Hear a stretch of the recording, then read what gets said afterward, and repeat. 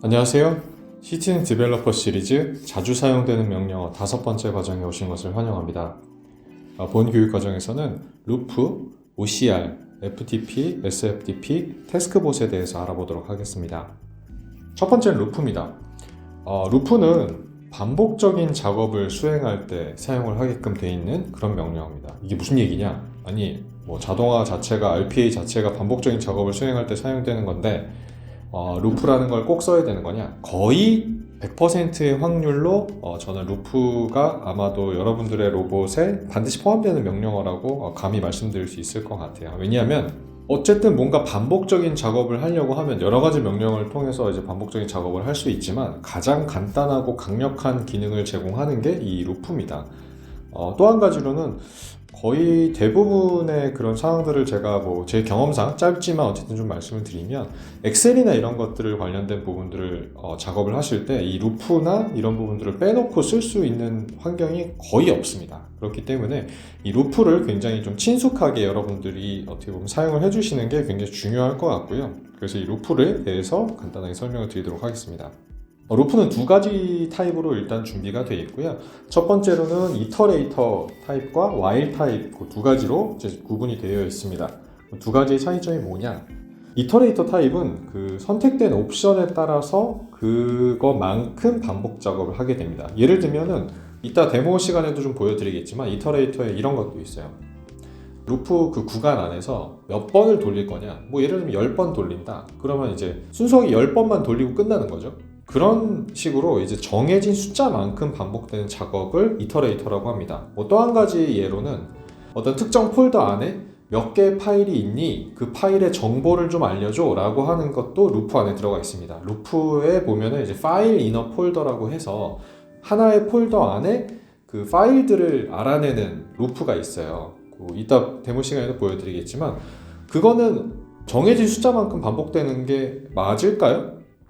제가 봤을 때 맞습니다. 왜냐면 이터레이터 안에 들어가 있기도 하고요. 파일 개수는 한정이 되어 있잖아요. 그러니까 예를 들면 그 루프는 어떤 그 특징이 있냐면 특정 폴더 안에 있는 파일명과 그 파일의 확장자를 변수에다가 넣어줘요. 그러면서 폴더 안에 어떤 파일들이 있는지 알아내는 그 목적으로 이 루프를 쓰게 되어 있는데 결국 제가 드리고자 했었던 말은 파일의 숫자만큼만 돈다는 거죠. 반복이. 반면에 그 while은 좀 다릅니다. while은 그 조건을 정하게끔 되어 있고요. 예를 들면 내가 보고 있는 이 화면에 특정 이미지가 있니 없니, 혹은 그 해당되는 파일이 그 폴더에 들어가 있니 없니, 아니면은 어플리케이션이 돌고 있니 없니, 윈도우가 화면에 떠 있니 안 떠 있니, 예를 들면 이런 식의 조건을 줘서 그 조건만 충족하면 무한대로 지속적으로 반복 작업을 하게 됩니다. 그러니까 이터레이터 같은 경우는 끝이 있는 애고요. while은 끝이 없는 애입니다. 다만 while은 시작이 없을 수도 있죠. 정해진 조건이 충족하지 않으면 이게 조건을 여러 개 줄 수도 있거든요. 한 개가 아니라 수십 개 줄 수도 있어요. 그렇기 때문에 어쨌든 그 조건에만 맞으면 무한적으로 반복을 하지만 또 반면에는 그 조건에 맞지 않으면 시작도 안 할 수도 있는 게 어떻게 보면 while이기도 합니다. 그 이터레이터하고 while의 차이점을 조금 이해하셨을까요? 그리고 루프 안에는 컨티뉴하고 브레이크라고 하는 그 두 가지의 명령어가 중간에 이제 들어가 있습니다. 루프하고 같이 루프 안에서만 쓰게 되어 있는데, 예를 들면 컨티뉴 같은 경우는 언제 쓸 수 있냐면 100줄짜리 엑셀이 있다라고 저희가 가정을 해볼게요. 이 100줄짜리 엑셀에는 그 학생명하고 그 학생의 수학 점수가 포함이 되어 있습니다. 이렇게 가정을 할게요. 100명분의 이름과 이제 수학 점수가 엑셀에 이제 저장이 되어 있는데, 이거를 루프로 돌려가지고 이제 한 줄 한 줄 이제 확인을 하고 있는데, 저희가 50점 미만인 그 학생들은 학부모한테 이메일을 보내는 그런 안 좋은 유스 케이스를 예를 들면 만든다고 가정을 한번 해보시죠. 좋진 않죠, 당연히. 근데 어쨌든 50점 이하인 친구들, 50점 이상인 친구들 같은 경우, 예를 들면 if 명령어를 쓰겠죠. if를 써가지고 50점 이상이다 그러면 건너뛰는 겁니다. 왜냐면 50점 이상인 친구들은 별다른 액션을 하지 않아도 되거든요. 그렇기 때문에 루프를 바로 건너뛰는 거죠. 그러니까 100번의 루프를 돌리게끔 돼 있겠죠. 100줄이라고 제가 말씀을 드렸으니까. 근데 아무것도 안 할 때, 그러니까 그 숫자를 건너뛸 때 컨티뉴를 쓰게 돼 있고, 브레이크 같은 경우는 이제 그 중간에 이제 멈춰야 될 때, 컨티뉴처럼 이제 건너뛰어야 되는 경우도 있지만 중간에 멈춰야 되는 경우도 있을 겁니다. 예를 들면 아까 엑셀에 제가 100명의 학생이 수학 점수와 함께 이제 있는 엑셀이라고 말씀드렸죠. 그 케이스를 다시 한번 좀 이용을 해보면 저희가 A라고 하는 학생을 거기서 찾아가지고 수학 점수를 확인해야 되는 그런 조건이 있다. 그러면 동명이인이 없다는 가정하에는 100명 중에 A라는 학생이 먼저 나오게끔 되면 그 다음에 있는 그 줄들은, 그러니까 다음 루프죠. 다음 루프는 진행하지 않아도 되잖아요. 예를 들면 첫 번째 줄에 A라는 학생이 나왔어요. 그럼 저희가 100번까지 그걸 루프를 계속 의미 없이 돌려야 되나요? 돌리지 않아도 되죠. 그 경우에는. 이런 케이스 때는 그 루프를 중단시킬 수도 있습니다. 루프가 중간에 어떤 컨디션이 맞아가지고 저희가 하려고 했었던 그 행동을 이미 했으면 루프를 중간에 돌다가 나가야 되는 경우가 생길 수도 있겠죠. while도 마찬가지일 겁니다. 뭐 여러 가지, 어쨌든 이터레이터든 while이든 루프의 반복문을 건너뛰거나 중단할 때 continue와 break를 쓰게끔 되어 있습니다. 자, 데모로 한번 간단하게 살펴볼게요. 제가 루프라고 하는 그걸 하나 만들어 놨고요. 예를 들면 처음부터 다시 한번 만들어 볼게요. 루프로 가서 저희가 아까 제가 말씀드렸던 대로 루프는 하나의 기본 그 명령어가 루프라고 되어 있는 액션이 준비가 되어 있고 중간에 continue하고 break를 쓸 수가 있게 되어 있습니다. continue하고 break는 제가 뭐 특별하게 설명은 안 드리고 어떤 식인지 다시 한 번만 강조드리고 이제 마무리 짓는 걸로 할게요. 자, 루프로 돌아와서 제가 두 가지 타입이 있다고 했죠. 이터레이터와 while이라고 하는 타입이 있었고, 이터레이터 부분에서 한번 쭉 보게 되면 ntimes라고 되어 있는 요게 이제 디폴트로 일단 선택이 되어 있는데, 이거 같은 경우도 뭐 예를 들면 10번 돌리겠다라고 했을 때 저희가 10번 이렇게 적어서 요 박스 안에 있는 작업들을, 예를 들면 뭐 메시지라고 하면 이 메시지 박스를 이제 10번 돌리게끔 수행을 이렇게 만들어 놓는 거죠. 이것처럼 시작과 끝이 있는 게 이터레이터입니다. 기본적으로. 뭐 요것도 있죠. CSV 텍스트 파일을 한 줄 한 줄 읽는데 그거를 루프를 돌릴 때, 뭐 데이터 테이블 한 줄 한 줄 읽을 때, 뭐 데이터베이스를 또 한 줄 한 줄 읽을 때, 뭐 이런 식이에요. 다. 이메일도 한 통 한 통 읽을 때, 엑셀도 한 줄 한 줄. 뭐 파일 같은 경우도 한 각각의 파일들을 읽을 때, 근데 아까 제가 말씀드렸죠. 이거는 파일명과 확장자를 보고자 할 때 쓰는 그 이터레이터라고 보시면 될 것 같아요. 그래서 여기 보면 다 비슷하게 다 돼 있고, 오늘 예시에서는 제가 ntimes 한 번만 돌려볼까요? 한 요거 3번만 돌려볼게요. 메시지 실제로 어떻게 구동이 되는지. 자, 테스트라고 하는 메시지 박스를 2초 후에 닫는 걸로 제가 체크를 해놨고요. 요거를 돌리게 되면, 만약에 자, 보시게 되면 3번 돌리고 말겠죠 아마. 자, 시작이 됐습니다. 테스트 하고 끝이 납니다. 끝이 나죠. 그쵸? 자, 이런 식으로 쓸 수도 있고요. 그러니까 제가 말씀드렸던 대로 각종 다양하게 이제 써서 여러분들이 이제 뭐 할 수가 있어요. 근데 뭐 파일 한 번만 해볼게요. 제가 아까 예시로 한번 드렸었으니까. 자, 파일도 이게 each file in a folder잖아요. 이름 자체가 폴더 안에 각각의 파일들을 루프를 돌리겠다, 그 의미입니다. 그러면 일단은 넣어야 되는 게 어떤 폴더를 할 거니?를 당연히 물어보겠죠. 그러면 저 같은 경우는 예를 들면 이 루프 폴더 안에 있는 요 3가지 파일들의 정보를 이제 갖고 오는 걸 한번 여러분들한테 간단하게 보여드릴게요. 자, 이 C 드라이브의 샘플 파일에 루프라고 하는 폴더를 카피해가지고 여기다 집어넣습니다. 그리고 아까 제가 말씀드렸죠. 이 파일 이터레이터 안에 있는 이 파일들은 파일 여기 보면 이름과 익스텐션을 변수에다 집어넣어 줍니다 라고 상세하게 여기 설명이 다 돼 있어요. 그죠? 그리고 딕셔너리에다가 키하고 밸류 값으로 넣어준다는 걸 이미 여기에 지정이 되어 있습니다. 그래서 여기에 보면 그 키가 어떤 키들이 사용되고 있는지 이미 또 상세하게 나와 있어요. 여기 네임 조그맣게 보이지만 잘 읽어보시면 네임과 익스텐션이 키야 라고 이미 알려줍니다. 그러니까 뭐 많이 쓰시면 이미 외우시겠지만 뭐 외우지 않더라도 상세하게 알려주기 때문에 여러분들이 얘를 보고 또 참고해서 쓸 수가 있습니다. 자, 딕셔너리 하나 만들어 볼까요? 파일 인포메이션 이라고 제가 딕셔너리 변수를 하나 만들 거고요. 이 딕셔너리 변수에다가 파일명하고 파일 그 키가 이제 네임하고 익스텐션으로 돼 있는 그것들을 이제 뽑아낼 수가 있습니다. 자, 메시지 박스에다 관련된 것들을 한번 집어넣어 볼게요. 테스트는 지우고요. 딕셔너리 폴더 방금 만든 거 인포메이션의 키는 네임, 요게 이제 파일명이 되겠죠. 요게 파일명일 거고, 저희가 보통 그 파일들 보면은 name 확장자 이렇게 돼 있죠. 얘도 똑같이 제가 한번 메시지 박스에 띄우려고 파일 name 확장자 요거를 적으면 다시 키가 extension이라는 게 들어올 테니까 이 안에 들어있는 값을 그때그때마다 나한테 돌려줘 라고 이렇게 적을 수가 있게 되어 있습니다. 그래서 똑같이 얘를 한번 돌려볼게요. 돌려보면 몇 번 돌까요? 당연히 파일이 3개니까 3번 돌 겁니다. 자, 이 파일이 이렇게 보여드리면서 동시에 어떻게 메시지 박스들이 나오는지 hands-on 뭐 어쩌고 저쩌고 똑같이 나오죠. slx 뭐 sample2 어쩌고. 자, 이런 식으로 루프는 반복적으로 쓸 때 이터레이터 옵션하고 같이 쓸 수도 있고요. while도 있습니다. 반면에 while은 제가 뭐랬죠? 조건만 맞으면 무한정 도는 게 이 while의 특징이라고 말씀드렸죠. 그래서 두 가지 다 한 번씩 테스트를 해보시면서 아, 이게 어떤 느낌이구나 라는 그런 사용처들을 본인의 이제 머릿속에서 조금 정리를 하셔야 될 필요가 좀 있을 수 있습니다. 제가 왜 이걸 계속 강조드리냐면 루프는 아까 또 말씀드렸다시피 굉장히 많은 다른 명령어들과 혼합해서 써야 되는 케이스들이 많이 있기 때문에 이 루프를 제대로 이해하지 않고는 사실상 A궁을 통해서 자동화를 이뤄내기가 불가능합니다. 그렇기 때문에 루프는 필수적으로 여러분들이 아셔야 되고요. 이터레이터에도 보면 명령어들이 보면 다 섞여져 있어요. 엑셀 어드밴스 이런 거 다 명령어거든요. 뭐 베이직 이런 것도 명령어예요. 그러니까 이 명령어들을 쓸 때면 루프를 거의 다 엔간하면 쓰게 되어 있기 때문에 이런 명령어들의 이름이 그대로 따져 있습니다.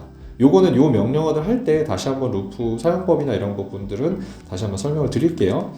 자, 중간에 샜는데, 자, while로 돌아와서 컨디션들 여러분이 정하시면 돼요. 되게 많습니다. 뭐 어플리케이션이 돌고 있는지 아닌지, 데이트 컨디션, 뭐 며칠부터 며칠까지인지 아닌지, 예를 들면 이런 것도 할 수 있죠. 여러분들이 뭐 그 회사마다 쉬는 날이 다를 수 있잖아요. 그래서 이 로봇을 처음에 돌리게 됐을 때 매일매일 돌리되 정말 그날 돌려야 되는지를 판단하기 위해서 이 데이트 컨디션을 줘가지고 예를 들면 뭐 쉬는 날, 회사 입장에서 쉬는 날이면 그날은 돌리지 마 라고 이제 그 컨디션을 줘야 될 때 이 while을 쓸 수도 있을 겁니다. 뭐 이런 식이에요. 이번 데모에서는 제가 파일을 갖고 한번 해보겠습니다. 파일이 존재하는지 존재하지 않는지. 이 파일이 존재하는 한도 내에서는 계속 돌 거예요. 계속. 자, 한번 같이 한번 보시죠. 제가 준비된 그 파일이 하나가 있어서 자, 루프로 가서 요 while sample2라고 하는 텍스트 파일이 존재하는지 안 존재하는지를 확인한 다음에 계속 돌리게 만들 겁니다. 나머지 옵션은 그대로 두셔도 되고 뭐 이 컨디션 아까 말씀드린 대로 비단 이 컨디션뿐만 아니라 여러 가지 컨디션을 조합해서 만들 수도 있어요. 그래서 계속 add 해나가시면서 여러분들이 필요하신 컨디션을 and나 or 조건으로 이렇게 맞춰가지고 while을 사용할 수도 있습니다. 그건 참고하시고 어쨌든 이 케이스 때는 요 루프를 요 파일이 있는지를 확인해 가지고 요 텍스트 박스에서 제가 파일이라고 하는 그 키를 메시지 박스를 띄우는 걸로 그렇게 작동을 해 볼게요. 자, 말씀드렸죠. 이 while sample2.txt라고 하는 파일이 존재하는 무조건 파일 느낌표라고 하는 이 메시지 박스는 계속 뜰 거예요. 이렇게. 근데 그럼 언제 나가느냐 이 while은 이 파일이 사라지거나 했을 때는 아니면 이름이 바뀌거나 어쨌든 이 파일을 찾지 못할 때는 나갈 수밖에 없게 되어 있습니다. 자, 한번 제가 sample2로 되어 있는 걸 sample1으로 바꾸고 엔터를 빵 쳐볼게요. 그러면 다음에는 바로 얘가 나가게끔 되어 있습니다.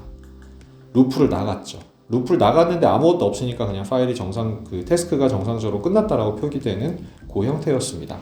자, 조금 루프의 사용법에 대해서 간단하게 맛은 보셨고요. 직접 한번 해보시는 게 일단은 굉장히 중요하고 두 번째로는 아까 제가 말씀드렸던 이터레이터 관련된 부분 같은 경우는 여러 가지 명령어들과 조합해서 쓰는 부분이 있기 때문에 이거는 또 뒤에서 한 번 더 루프하고 같이 한번 연동되는 게 어떤 모습일지 같이 한번 살펴보는 그 시간을 갖도록 하겠습니다. 그리고 루프 아까 제가 말씀드렸죠. 두 가지 더 있었죠. continue break. 요거는 뭐 굳이 따지면 if하고 보통 많이 쓸 것 같은데요. 예를 들면 제가 if 사용법은 따로 설명은 안 드리고 아까 제가 했었던 그 학생들 100명 대상으로 50점 이상이냐 이하냐 이렇게 해가지고 했을 때 화면으로 보여드리면 조금 더 이해하기 편하실 것 같아서 제가 이렇게 좀 그림을 그리려고 합니다. 루프로 가서 이렇게 될 수도 있겠죠. 예를 들면 요 if 컨디션이 학생들이 수학 점수가 50점 이상인 애다 그러면 컨티뉴, 그럼 다음 학생으로 넘어가라 이거죠. 결국에는 다음 학생으로 넘어가. 근데 그 학생의 점수가 50점 미만인 겁니다. 그러면 부모님들한테 이메일을 보내서 이러시면 안 됩니다. 부모님, 학생의 점수가 50점이라뇨? 이렇게 이제 뭐 경고 메일을 보내는 그런 작업들을 이런 식으로 컨티뉴와 섞어서 이제 쓸 수 있다는 걸 보여드리기 위해서 이제 했습니다. 여러분 다 똑똑하시기 때문에 선생님들이 부모님을 호출하셨거나 이런 경험은 없으시죠? 네. 자, 여기까지가 이제 그 루프에 관련된 데모였고요. 자, 다음으로는 OCR입니다. OCR도 굉장히 중요한데요. OCR의 설명을 잠깐 드리자면 아시는 분들은 아시겠지만 이미지나 여러 가지 어플리케이션에서 텍스트들을 추출할 때 OCR을 쓰게 됩니다. 이게 무슨 얘기냐? 사람은 사실 이미지 파일을 본다. 그랬을 때 저희는 눈으로 읽잖아요. 읽는 작업을 하는 게 A2019에서는 OCR이라는 작업이라고 봐주시면 될 것 같아요. 그냥 저희가 복붙하는 그런 텍스트로 돼 있는 애들 같은 경우는 그냥 카피 페이스트 하면 되죠. 근데 이미지 같은 것들은 아시다시피 카피 페이스트가 안 되잖아요, 당연히. 근데 그 이미지 안에서 어떤 정보를 추출해 가지고 저희가 이제 자동화에 한번 써야 되겠다라고 하면 이 OCR을 써보시는 걸 권고를 드립니다. OCR 같은 경우는 4가지 정도의 옵션이 있고요. 이따 데모 시간에 간단하게 설명을 드릴 거고, 그 파일 형태는 뭐 JPG나 BMP나 GIF나 PNG 파일을 지원을 합니다. 4가지 정도의 이제 포맷을 지원한다는 걸 이제 생각을 해두셔야 되고, 마지막으로는 그 OCR 엔진은 오토메이션 애니웨어사에서 직접 만든 엔진은 아니고요. 앱이라고 하는 회사에서 파일 리더 제품이 있습니다. 그래서 버전 12를 쓰고 있고요. 별도의 설치나 이런 건 필요 없고 A2019가 설치가 될 때 자동으로 설치가 되기 때문에 별도의 설치는 필요 없고, 라이센스도 원래는 유상이지만 A2019 고객에 대해서는 무상으로 제공이 하게 됩니다. 이 부분들을 일단 알고 계시면 좋을 것 같고요.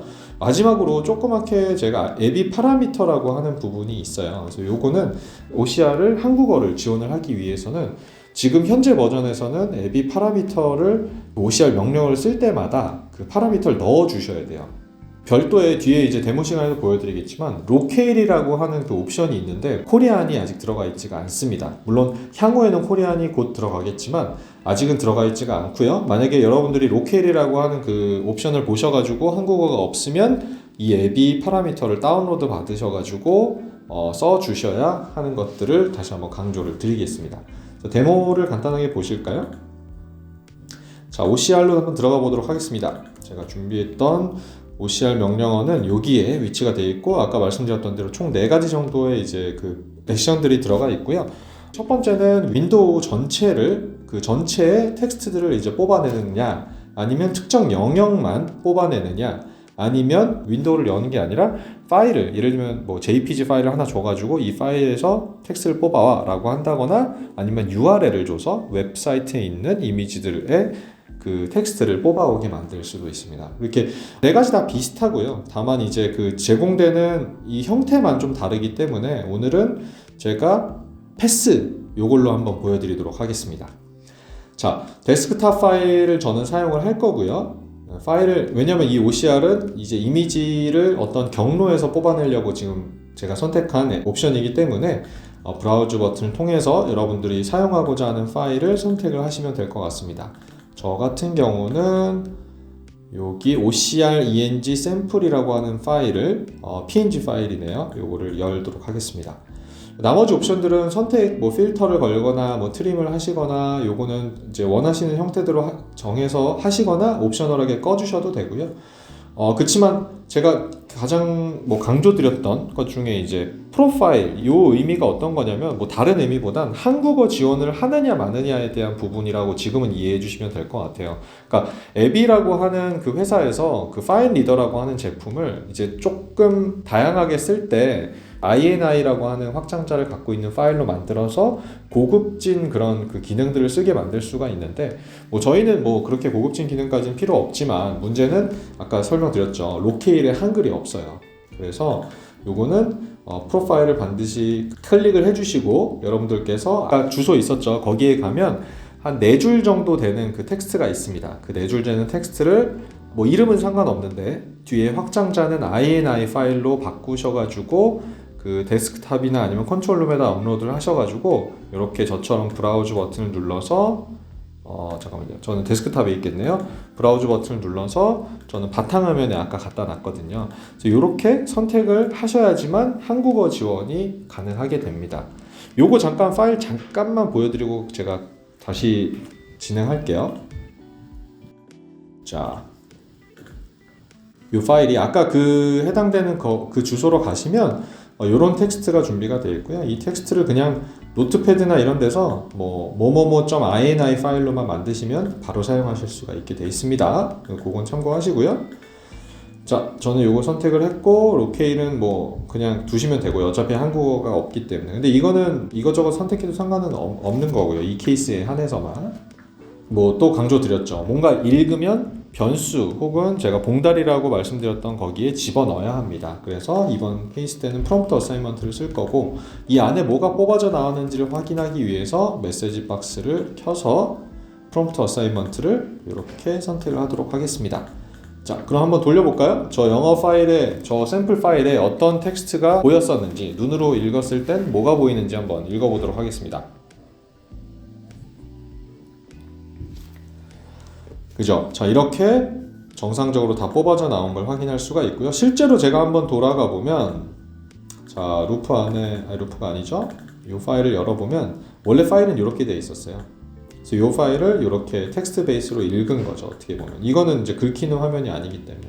그래서 이런 식으로 이미지에서 텍스트를 뽑아올 때 OCR을 쓰게끔 돼 있습니다. 한글도 한번 해볼까요?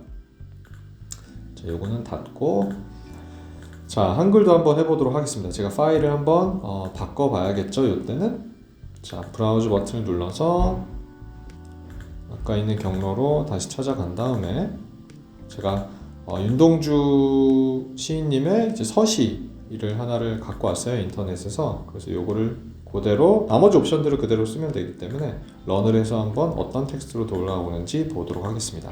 이것도 일단 띄워놓을게요. 요 텍스트, 요 이미지 파일이 어떤 텍스트를 갖고 있는지를 확인하기 위해서.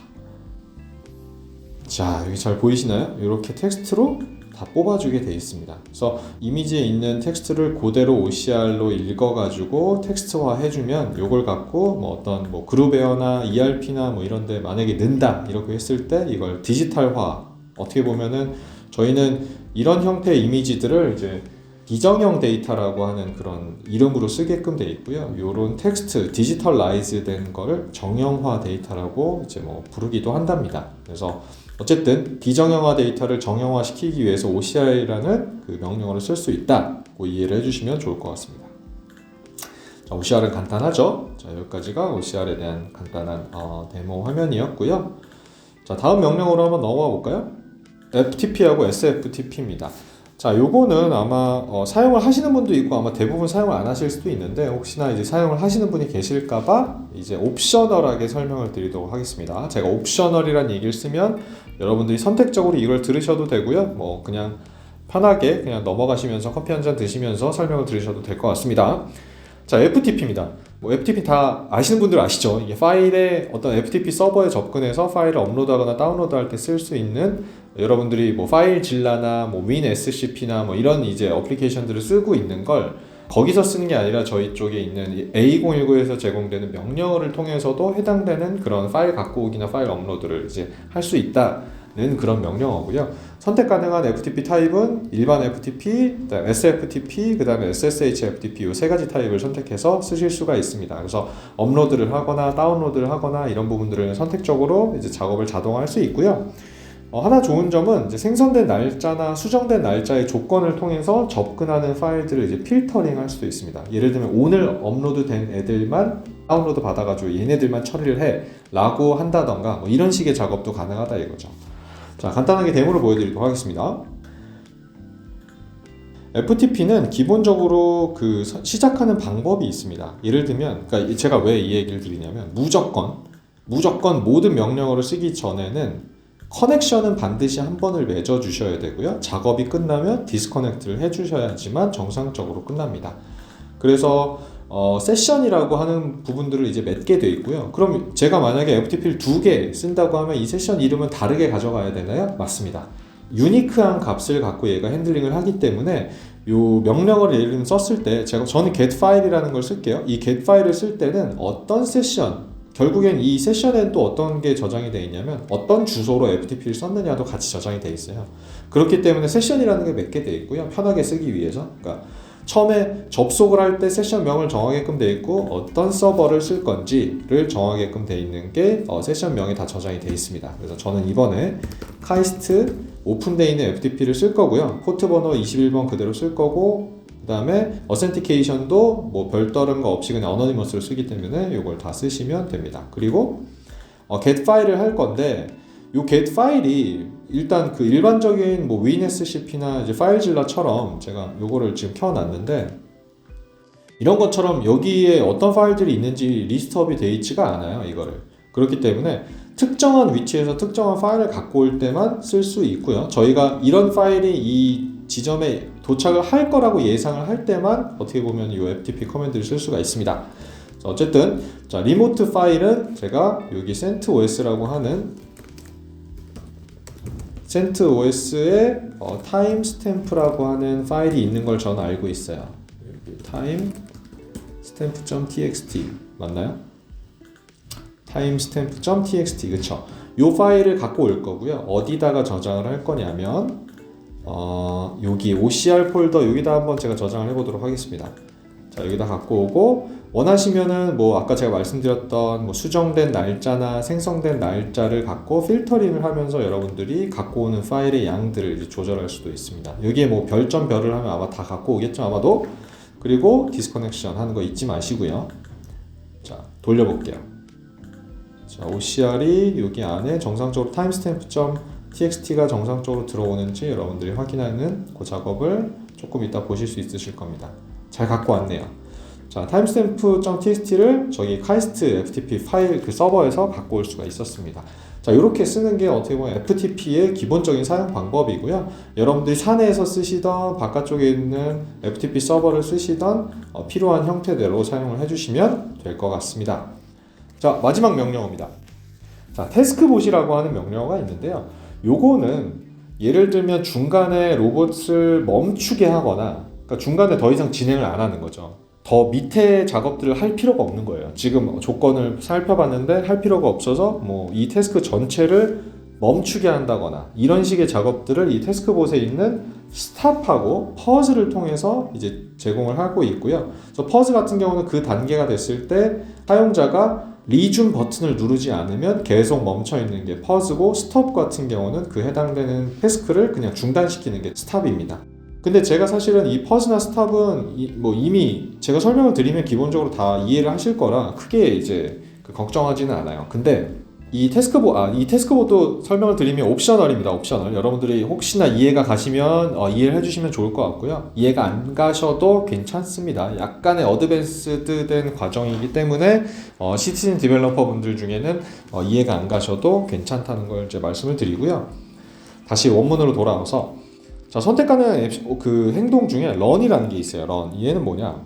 어떤 특정 봇에서 그 다른 봇을 부를 때, 그러니까 실행하게 만들 때 이 run이라는 걸 씁니다. 예를 들면 부모 봇이 있고요. 여러분들의 메인 태스크가 있습니다. 메인 태스크에서 서브 태스크를 부를 때, 혹은 부모 봇에서 자식 봇을 부를 때, 그때 run을 쓰게끔 되어 있습니다. 굉장히 쉽죠? 그러니까 A라는 태스크에서 B라는 태스크를 부를 때 이 run을 쓴다는 거죠. A 태스크에서 B를 쓰고 나서 다시 A로 돌아오게끔 되어 있습니다. 당연히. 자, 기본적인 컨셉은 되게 쉬워요. 근데 약간의 복잡한 게 뭐냐면 이 변수들을 부모 봇에서 자식 봇한테 변수를 넘겨줘야 될 수도 있고요. 이건 저희 인풋이라고 부르고, 또 자식 봇에서 처리된 값을 부모 봇한테 넘겨줘야 될 수도 있어요. 이때는 아웃풋이라는 그런 이름을 쓰게 됩니다. 요런 과정이 그 run 봇에는 숨어져 있어요. 그래서 요거를 어떻게 저희가 처리를 하는지 한번 간단하게 설명을 조금 더 이해를 쉽게 만들기 위해서 제가 추가적인 장표를 하나 더 준비했습니다. 자, 두고두고 준비해 두시고 요런 겁니다. 네, 잘 이해 가시죠? 제가 너무 잘 만들었기 때문에 자료를 여러분들이 잘 이해하실 거라고 믿어 의심치가 않습니다. 네, 각설하고요. 이게 뭐냐면 일반적인 그냥 봇이라고 이해를 할게요. 이 봇이 있는데 이 차일드 봇들은 어떻게 보면 진짜 잘하는 전문가들이 이걸 만들었습니다. 얘가 뭐냐면 이 봇은 그룹웨어에 로그인하는 봇이고 이 봇은 그룹웨어에 로그인한 다음에 어떤 작업을 처리하는 봇이라고 이해를 하시면 될 것 같아요. 이 부분은 일단 빼고 얘기를 하시죠. 그냥 쉽게. 자, 이것만 있다. 메인 봇에서 자식 봇을 부른 다음에 다시 메인 봇으로 돌아오는 거예요. 자, 이렇게 시나리오가 있다라고 하면 그냥 얘를 부르면 안 되겠죠. 왜냐면 메인 봇에서 아이디하고 패스워드를 이렇게 넘겨줘야지만 얘가 아이디 패스워드 받았어. 로그인 작업을 막 한 다음에 성공했네.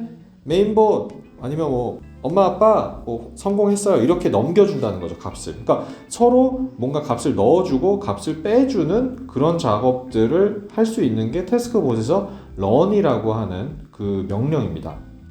자, 이 정도 됐으면은 조금 이해하시지 않았을까 생각이 들지만 다시 한번 제가 데모 화면을 통해서 한번 보여드릴게요. 자, 제가 P1이라고 하는 게 부모 봇이고요. 이게 그러니까 순수하게 제가 만든 봇이죠. C1은 뭐 예를 들면 남이 만든 로긴 봇이라고 저희가 가정을 할게요.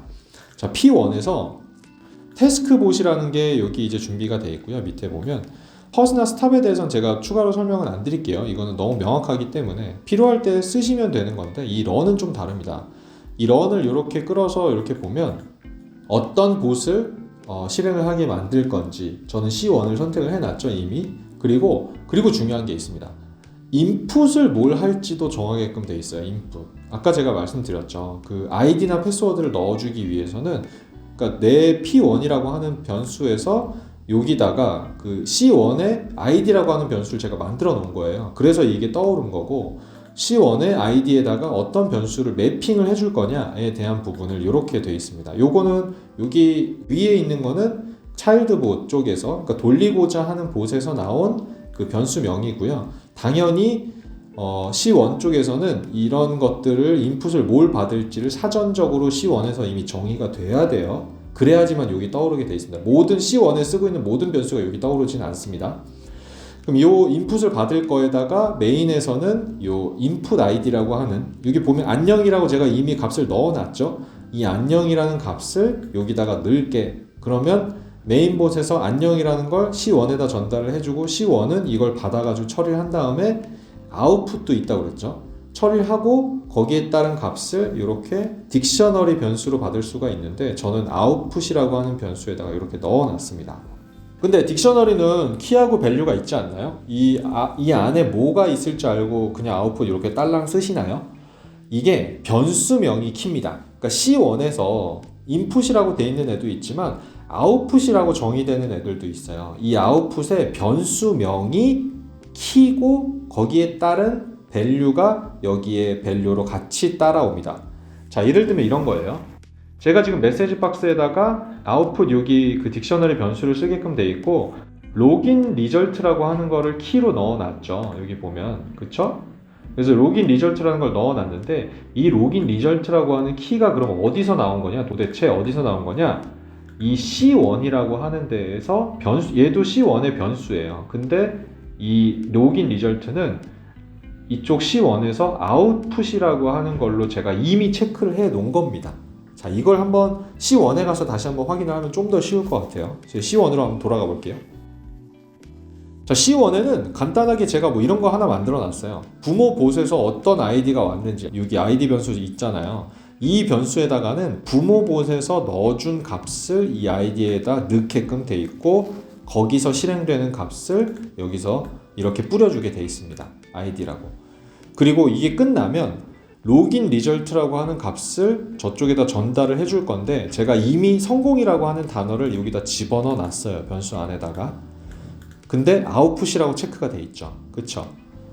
자, 이거는 그럼 아이디는 인풋으로 체크가 돼 있나요? 맞습니다. 혹은 인풋 아웃풋 둘 다 쓸 수도 있어요. 그래서 이런 식으로 변수를 만들 때나 아니면 만들고 나서 수정할 수도 있어요. 이걸 인풋으로 할 건지 안 할 건지. 이걸 인풋으로 하게 되면 이 봇을 불러일으키는 쪽에서 자, 다시 돌아가 볼까요? 불러일으키는 쪽에서 이렇게 인풋이라는 걸로 나오게끔 되어 있고요. 아웃풋은 요 하나의 딕셔너리 변수에 다 담겨서 넘어오게 되어 있는데 거기에 따른 키 값은 사용되는 C1의 변수다. 아웃풋으로 세팅되어 있는 변수입니다. 자, 이해가 가신 분도 있으실 거고 이해가 안 가시는 분들도 있을까봐 그래서 제가 옵셔널이라는 표현을 썼던 거고요. 이해가 안 가시면 여러 번 좀 들어주시고 그래도 이해가 안 가시면 주변에 도움을 좀 받으시는 걸 권고를 드리겠습니다. 근데 이걸 뭐 꼭 알아야 되나요? 뭐 그렇진 않아요. 모르셔도 상관은 없고요.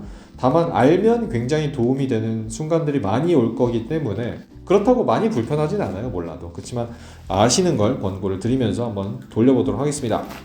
저는 이미 P1에서 아이디를 이미 전달을 해주는 값을 아까 보시면 넣어놨고요. 안녕이라는 걸로 넣어놨고 여기 안녕이 그래서 차일드봇에서 이미 작동이 되고 있는 걸 확인을 하고 차일드봇에서 성공이라는 변수를 이쪽 부모봇 쪽 P1 쪽으로 넘겨준 값을 정상적으로 이렇게 딕셔너리에 실어가지고 돌아온 거죠.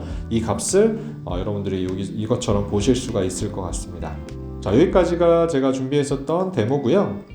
자, 이번 시간 약간 좀 어려운 부분들이 살짝 있었지만 여러분들은 똑똑하시기 때문에 전부 다 잘 이해하셨을 걸로 보고 있습니다. 정리를 한번 해볼까요? 자, 루프는 이터레이터나 while 같은 그런 타입들을 써가지고 반복적인 작업을 수행할 때 쓰게끔 되어 있고요. OCR은 이미지나 텍스트가 긁히지 않는 곳에서 텍스트 추출할 때 사용을 하게끔 되어 있습니다. 또 FTP 서버에 접근해서 관련되어 있는 파일들을 다운로드 받거나 업로드 받을 때는 이 ftp/sftp라고 되어 있는 명령어를 쓰시면 되고요. 마지막으로 봇을 멈추거나 아니면 잠깐 중단시키거나 제일 중요한 다른 봇을 이용할 때 이 태스크 봇을 쓰시면 될 것 같습니다. 네, 장시간 동안 수고 많으셨고요. 다음 시간에도 뵙겠습니다. 감사합니다.